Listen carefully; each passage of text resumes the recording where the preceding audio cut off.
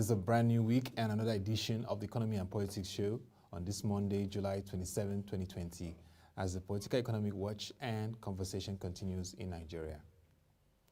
Here's a lineup for this edition. The global COVID-19 index and distribution comes to the fore in our analysis for today. South Korea in a recession. That is the reality now.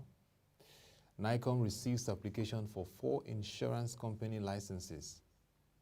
AfriInvest first half of the year review and second half of the year 2020 outlook on economic activities. Also, we have in store for you the global oil industry updates. Let's get on to the rundown of what we have today and the developments in the political economic space. As you all know, that the novel coronavirus pandemic has really hit the globe and affected over 200 countries who have confirmed cases. The COVID-19 index and countries with major cases continues to affect global sectors from tourism even to aviation. As the novel coronavirus confirmed cases across the globe hit over 15 million, here are some updates on the nations accounting for the major spikes in the globe and also in Africa. At the global stage, the following countries are the top 10 major contributors to the increase in COVID-19 cases out of the 210 countries that have confirmed cases. First is the United States of America, the largest economy in the globe and the biggest and most functional democracy across the globe with over 3 million cases. Brazil, one of the largest countries in South America, is second with over 2 million cases. India, one of the largest populations in the world with over 1 billion people, is third with over 1 million cases. Russia, a major powerhouse in the globe, has over 750,000 cases and is number 4 in the global index. South Africa, I repeat again, South Africa is number 5, unprecedented, and really surprised at that spike, but South Africa has over 400,000 and is now in the top 5 of global COVID-19 cases. Peru in Americas has over 380,000 cases and is number 6. Mexico has over 370,000 cases as number 7. Chile in Americas also has over 330,000 cases, number 8. Spain, one of the key global economies and from Europe, has over 310,000 cases as number 9. And UK, a developed economy and member of the G7 group of nations, has over 290,000 cases, making number 10. The top 3 countries with the highest cases from this analysis are United States of America, Brazil, and India. Huge populations, large economies with the cases. And we had to go down to tell you the countries with the lowest cases. You may have never heard of these countries before. Some of them are like islands.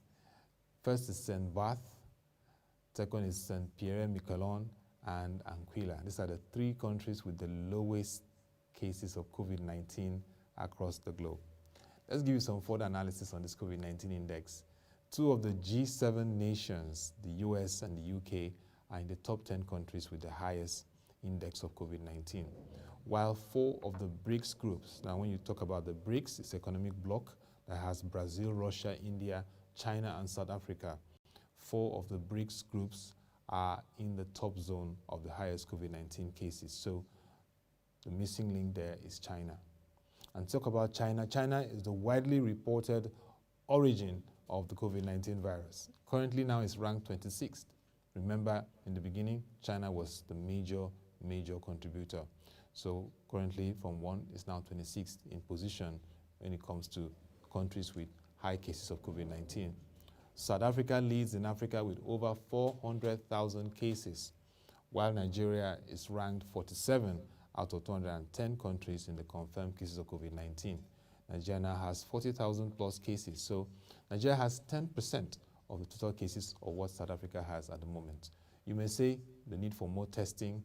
Well, we'll come to that. Currently, Nigeria has done over 250,000 sample tests, and we'll continue to give you updates on COVID-19. Just interesting to know how this has spiked over time and the index on COVID-19.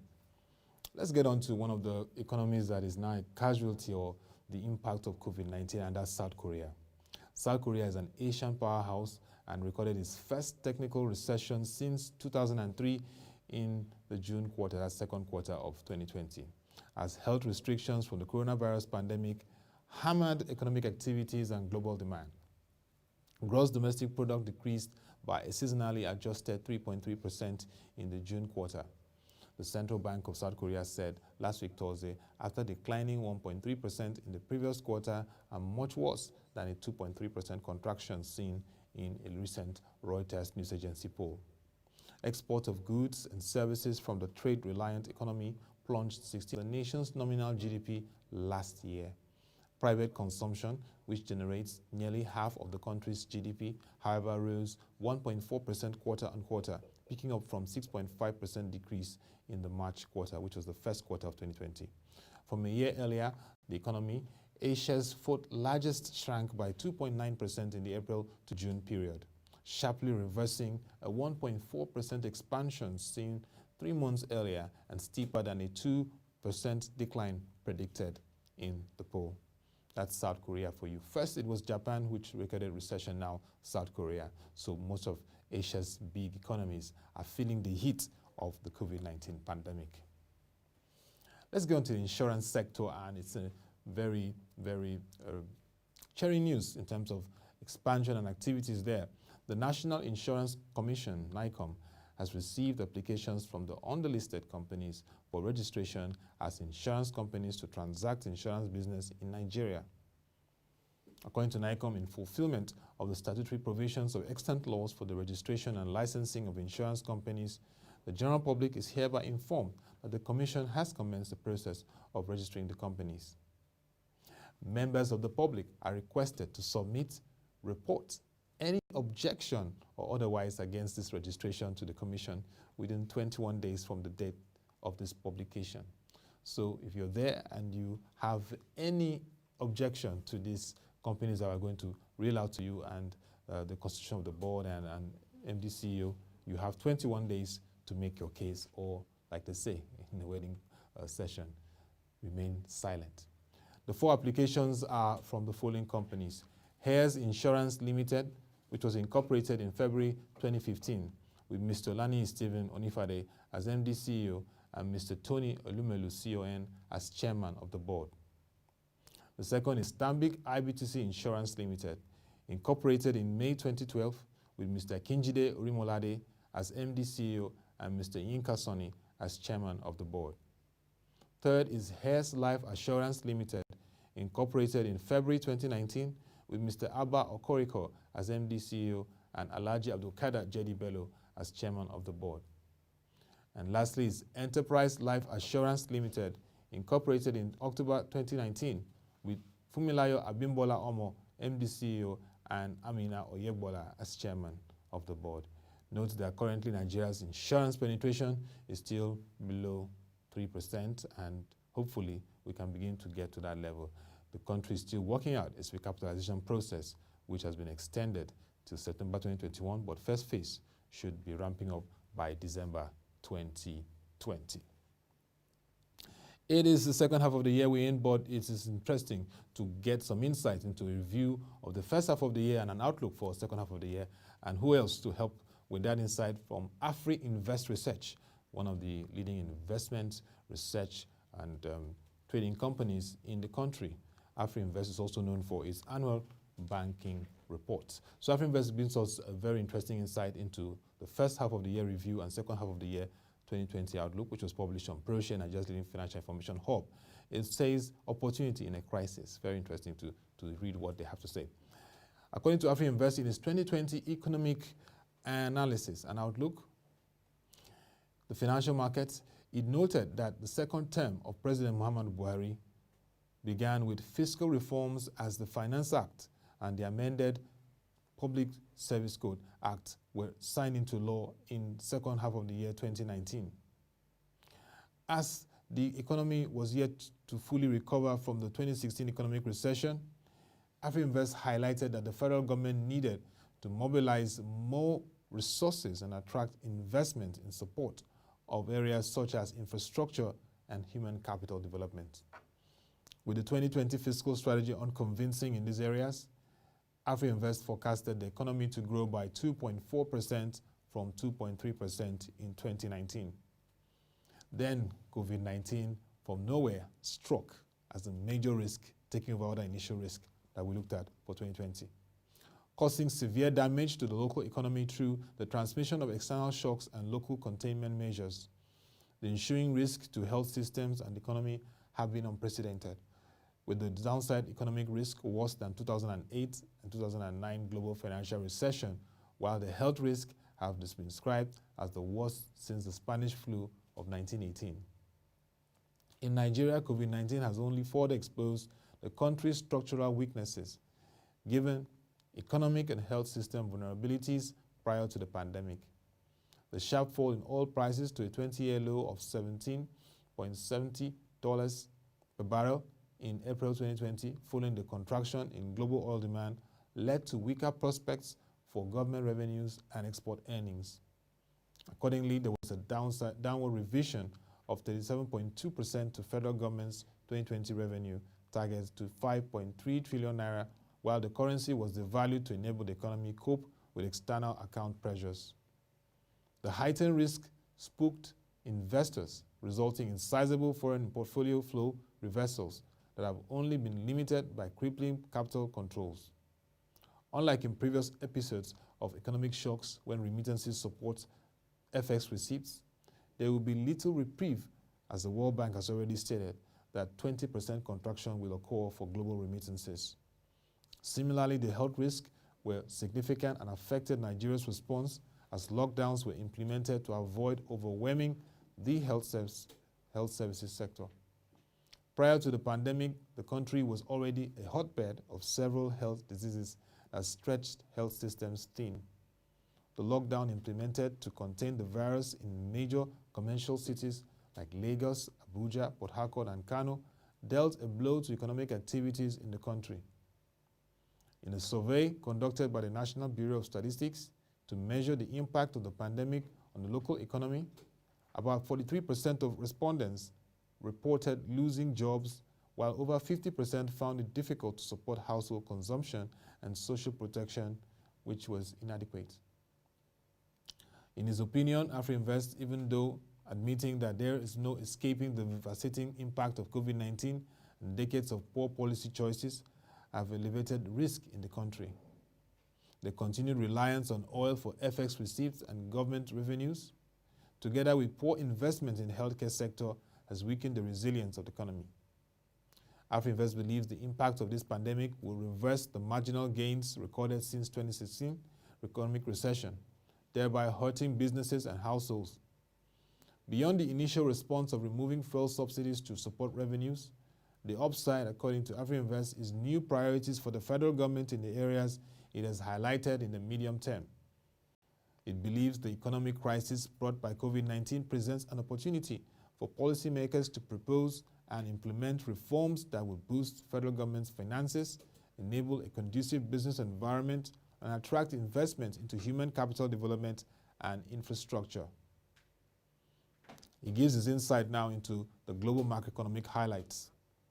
At the global level, AfriInvest believes that the Great Lockdown, the worst economic contraction since the 1930s, has brought a lot in terms of economic reengineering. The International Monetary Fund, in its January World Economic Outlook, projected a 3.3% recovery in the global economy for 2020. That was before COVID hit. The optimism was on the back of the improved China-US relations, clarity on Brexit, and expected economic recovery in emerging markets and developing economies. However, the unprecedented outbreak of the coronavirus in the first half of 2020 dampened the prospect of a recovery in the global growth. The total number of cases rose from 95,233 persons in early March to over 10 million in June, with 7.2 million recoveries and over 500,000 deaths across 200 countries. The measures adopted by countries to contain the spread of the pandemic include border controls, social distancing, and lockdowns, resulting into significant disruptions to global demand and supply chains.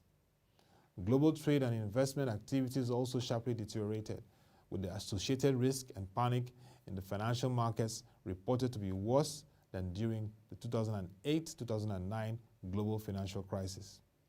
The International Monetary Fund downgraded its 2020 global growth forecast to -3% in April following the lockdown measures. Furthermore, the IMF reviewed its forecast downward -4.9% in June as the impact of COVID-19 on the global economy became clearer. According to it, they expected to see an estimated GDP decline of 8% in 2020, with recovery projected at 4.8% in 2021. The economy of the euro area is expected to contract 10.2% at -3% in 2020. Subsequently, EMDEs are expected to grow at 5.9% in 2021. In the sub-Saharan African region, GDP contraction is forecasted at 3.2%, that's -3.2% in 2020, with a recovery of 3.4% in 2021. Then comes the role of the central banks, according to AfriInvest, which says that to support the economy and smooth functioning of financial markets across the globe, many central banks have adopted a dovish stance and introduced unconventional monetary and fiscal policy measures. Governments around the world also provided large emergency stimulus to individuals and firms at around over $11 trillion, record interventions across the globe.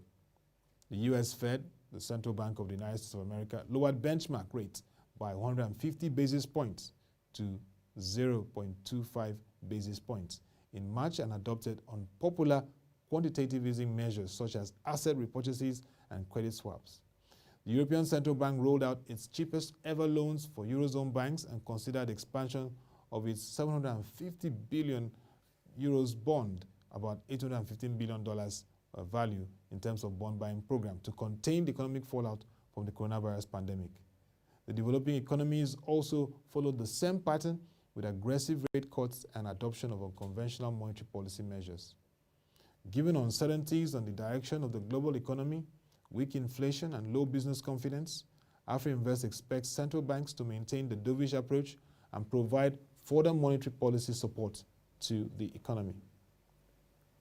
Looking at Nigeria and its real GDP amid COVID-19 and other devastating setback, AfriInvest is optimistic about a slow but sustained recovery in the economy as it forecasts a 2.4% year-on-year real GDP growth. In its Economic and Financial Markets Outlook published in January 2020 initially, AfriInvest tapped into the National Bureau of Statistics published fourth quarter of 2019 and first quarter of 2020 GDP numbers, which indicated that the pace of growth remained slow and uneven. Real GDP growth in fourth quarter of 2019 was faster at 2.6% year-on-year, driven mainly by the non-oil sector, which rose by 2.3% year-on-year. Overall, the economy grew 2.3% in 2019, below its expectation of 2.4%, but an improvement from 1.9% in 2018. In 2020, AfriInvest believes the ongoing recovery from 2016 recession would suffer a setback.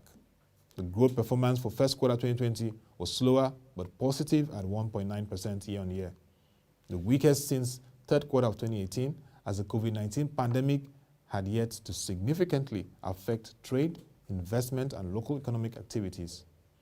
Oil sector growth moderated to 5.1% year-on-year, and non-oil sector growth slowed sharply to 1.6% year-on-year. AfriInvest revised its growth forecast downwards to -6.2% in 2020 from 2.4% earlier in the year, as it believes subsequent quarters will reveal the scale of the economic impact of COVID-19. The expectation is mainly driven by external shocks brought by the pandemic through weaker oil prices and the lockdown, as well as social distancing measures adopted to contain the spread of the virus. While it expects the weakest performance in second quarter 2020 given the full lockdown in April, it anticipates a partial recovery in second half of the year 2020 as the containment measures are relaxed with the reopening of major cities in Nigeria and external trade partners. Analysis on the 2020 budget for AfriInvest shows that fiscal authorities revised the 2020 budget in the wake of COVID-19 pandemic, which had caused an oil price shock, weakened prospects for non-oil revenue. The oil price assumption was reduced by 50.9% to $28 per barrel, while oil production was cut by 17.4% to 1.8 million barrels per day, following output cuts agreement reached to support oil prices. Meanwhile, the Central Bank of Nigeria had devalued the official exchange rate by 15.3% to 360 naira to a dollar, reflecting the deterioration in external accounts and falling external reserves. The revision made to the assumption translated to projected revenues of 5.4 trillion naira, which is 36.3% weaker than initial expectations. Projected oil revenue have been revised downwards by 60.3% to 1.1 trillion naira, while non-oil revenues was reduced by 10% to 1.6 trillion naira. Independent revenue was increased 9.7% to 932.8 billion naira, while other revenues, including asset sales and renewals, fines, domestic recoveries and donor grants, were cut by 43% to 1.7 trillion naira. Despite the much weaker revenue expectation, projected expenditure was increased to 10 trillion naira, excluding government-owned entities, from 9.7 trillion naira following provisions made for in the budget. The COVID-19 interventions, while the federal government expects a total fiscal deficit of 4.6 trillion naira in 2020, AfriInvest believes it could be higher at 5.5 trillion naira. This, according to it, would translate to a fiscal deficit to GDP of 4.2% compared to the budgeted 3.5% of GDP. Although this would breach the 3% threshold set by the Fiscal Responsibility Act, the federal government is protected by the clause that allows borrowings to overshoot these targets during a crisis. With the significant increase in borrowings in 2020, AfriInvest expects federal government's debt sustainability indicators to deteriorate. It also estimates a debt-to-GDP ratio of 27.5% in 2020 from 21.7% in 2019. Meanwhile, it estimates a debt service to revenue ratio of 87.8% in 2020 from 59.6% in 2019. Wow. So for all the investors and analysts and also our viewers, you can get an insight into what's going to happen in the economy. Let's go quickly to the global oil industry updates. This is a huge concern to Nigeria. As you all know, the oil sector continues to drive our economic activities and even the benchmarks for our budgets and production. According to oilprice.com and courtesy Tom Crew, oil fell back to around $40 for the West Texas Intermediate and $43 to a barrel for Brent crude. The familiar territory for the market over the past few weeks. The EIA's data for this week was more downbeat, dashing hopes of positive momentum. Still, crude remains stable and steady at around $40 per barrel, trapped between coronavirus fears on downside and improving fundamentals on the upside. Let's give you some updates of what has been happening throughout last week in the global industry. First is that more M&As are to come. Yes, you hear that very well. More mergers and acquisitions are coming up in the oil and gas industry. The Chevron oil and gas, a huge oil and gas industry globally, is looking at the purchase of Noble Energy. This may spark more M&A activity. And Goldman Sachs Bank said more M&A could be positive for the macro outlook for oil because consolidation will translate into slower production growth. According to Goldman Sachs, we believe strip prices are too low and are likely to move higher in 2021. A catalyst not only for fundamental upside to exploration and production stocks, but also for potential M&A values, according to Goldman Sachs. In terms of renewables, New York is now bidding for 2.5 gigawatts of offshore wind and 1.5 gigawatts of onshore renewables. The state will also invest $400 million in port upgrades to support offshore wind. Interesting times for renewables. Saudi Arabia is exploring asset sales, yes. Economists have been talking about the need for countries to really explore asset sales, and Saudi Arabia is taking it up. Saudi Arabia is ramping up plans to sell off state assets and is considering an income tax in order to shore up its budget. So watch out for Saudi Arabia. It may sell off some huge assets in its oil and gas industry. But this one is really touching. Schlumberger, those of you that know Schlumberger, a big oil and gas company, globally also has operations in Nigeria, is considering cutting down 21,000 jobs. You heard that, 21,000 jobs. The largest oilfield services company in the world, that's Schlumberger, said it will eliminate 21,000 jobs. The company posted a loss of $3.4 billion in the second quarter of 2020. You now see huge loss, massive loss for Schlumberger, including a $3.7 billion impairment in terms of its financials. Schlumberger CEO Olivia Le Poch said the company is preparing for a market of smaller scale and lower growth outlook, but with higher returns. 21,000 jobs are going there, and it shows you how the oil and gas sector is being hit hardly by this novel coronavirus. ConocoPhillips, you all know, is also involved in the oil and gas industry, has issued a statement that it will spend $375 million to acquire 140,000 net acres in liquids-rich Giga fireweed assets of Montney Shell in British Columbia. The acquisition is going to add over 1 billion barrels of oil equivalent to reserves, with an all-in cost of supply in the mid-$30. Huge plan from ConocoPhillips. Tesla, most of you know Tesla, one company that's driving innovation. Elon Musk, that's the South African doing a lot of things there. Tesla has announced a Giga factory in Texas. That could be one of the biggest investments in the era of President Donald Trump. The confirmed rumors that it plans on building that Giga factory in Austin, Texas. It's confirmed now. The factory will be used to build Cybertruck, Tesla electric pickups. That's what you call innovation. Well, China is also looking at addressing its congestion in ports. You know, Nigeria is one country that faces that. And so congestion at the China East Coast oil ports are fueling costs for shippers and importers. A bottleneck that could stretch into August 2020. China has purchased a record amount of oil in recent months. You know, China is a major buyer of global crude oil. What about U.S. oil production? Well, its increase likely fleeting. The rise in weekly production to 11.1 million barrels per day in latest EIA data will likely be temporary. That's for the U.S. This is, as analysts have said, the steep decline in shale wells are expected to overwhelm the return of shut-in production by the end of the summer, dragging overall output back down. So that's for US. And then Russia. Russia is taking a very proactive step to consider oil hedge. In other terms, hedging its oil production and price. Petroleum Mexico State Oil Company, routinely secures massive oil hedges, but Russia appears ready to follow suit.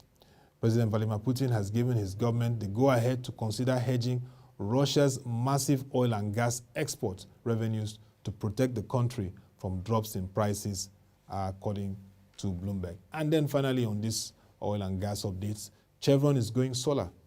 Yes, they're turning to solar to produce oil. Chevron, who has operations also in Nigeria, is exploring solar in California to cut down the cost of oil production.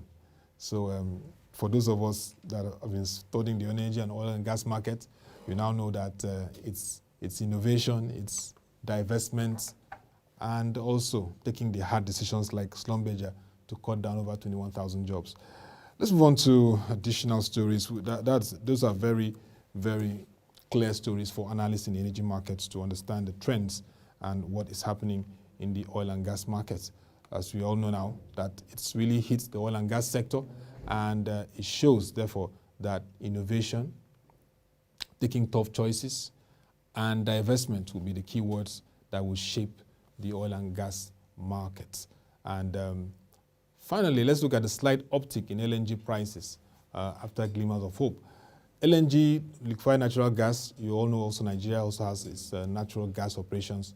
LNG spot prices in Asia rose to $2.40 in terms of the production level, on improving demand compared to the record low of $1.85 in May. The demand in Asia is rising steadily. That's for the natural gas, the gas space. What are the learning points from the oil and gas sector? I would like to just ramp with like 7 now. First is that yes, the drop or the instability or volatility in the crude oil price markets has shown that there is need for countries to be innovative. Nigeria now has to take seriously divestment of its revenue from crude oil dependence. We're hearing what companies are doing globally. Schlumberger, biggest oil servicing company, cutting jobs. Chevron looking at solar. it also means that definitely Nigeria has to drive its non-oil sector activity effectively. So innovation is key. Secondly, there has to be a way that assets that can create value are evaluated properly for sale to get more liquidity. Saudi Arabia is taking that part. Saudi Arabia is looking at sale of assets. So Nigeria should not be left behind. And this again brings to the front burner the need for this administration to take bold steps in factoring its assets, particularly in the oil and gas sector, and exploring the ones that can be liquidated to bring more liquidity and create more value in the industry. Third, it is imperative, therefore, Nigeria should take seriously the signing of the Petroleum Industry Bill to attract more investments, because so much is trapped so far for investment into our sector, and it's very critical. Number 4 is the need to ensure that the oil-producing communities are well catered for in terms of physical infrastructure, in terms of environmental stability and sanity, and in terms of real-time projects, human capital development. The oil-producing communities need to benefit, need to see the value of while this oil exploration and production, particularly in Nigeria. And this again calls to the function of the Niger Delta Development Commission, Niger Delta Ministry, the activities of the National Content and Development Management Board. All those operations in the Niger Delta area, they need to step up, plus the governments at the Niger Delta, to ensure that crude oil is not a curse to the region, but a form of transformation to the region. And for number 5, we need to now explore and leverage gas-led industrialization. Nigeria has huge reserves of gas, and it must take it up seriously to deepen its gas-led industrialization. We've seen what's happening with the liquefied natural gas company. There's so much that can happen in that space. And number 6, it's very important that we have clarity in terms of policy statements for the oil and gas sector. That clarity in policy statements will continue to help us navigate the challenges. And this goes to issues like subsidy removal, engaging all the private sector and all key stakeholders to ensure that these policies has a good positive impact on the nation. The country is going through a lot. Citizens will be very, very unhappy if they are given heightened burden in things like the removal of subsidies. So it has a wide impact on the global economy. It has impact on the Nigerian economy. So decisions like subsidy removal must be taken with a holistic approach, and all areas and sectors must be brought into the fold in terms of that decision. And finally, the need for transparency. Now we're moving away from the whole discussions on Niger Delta Development Commission, but the transparency in state oil companies like Nigerian National Petroleum Corporation, transparency in implementing reports from the Nigerian Extractive Industry Transparency Initiative, NATI.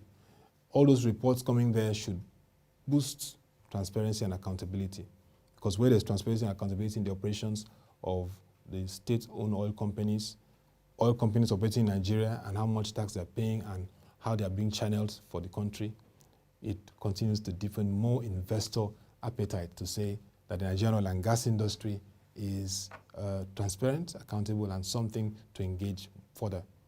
This is why crude oil should not be a curse, but be a catalyst to driving Nigeria's industrialization. That's our take, and we hope that this will happen and a lesson for our nation.